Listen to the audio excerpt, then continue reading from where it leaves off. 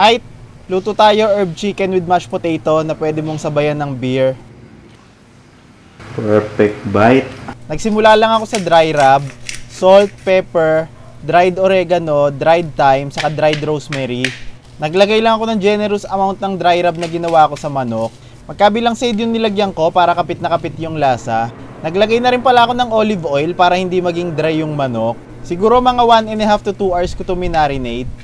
Para naman sa mashed potato, nagbalat lang ako ng patatas pero pwedeng hindi nyo na rin balatan. Tapos iniwa ko lang siya ng medyo maliliit para mabilis maluto. Tapos instead na asin, chicken cubes yung ginamit kong pampalasa. Nung malambot na yung patatas, hinango ko na tapos naglagay na agad ako ng butter. Kung wala kayong potato masher, pwedeng tinidor gamitin nyo. Tapos tinimplahan ko lang ng asin, tapos nagdagdag din ako ng gatas. Pwede rin palang all-purpose cream yung ilagay nyo ha. Para naman sa gravy, gumawa lang ako ng roux gamit yung butter saka all-purpose flour.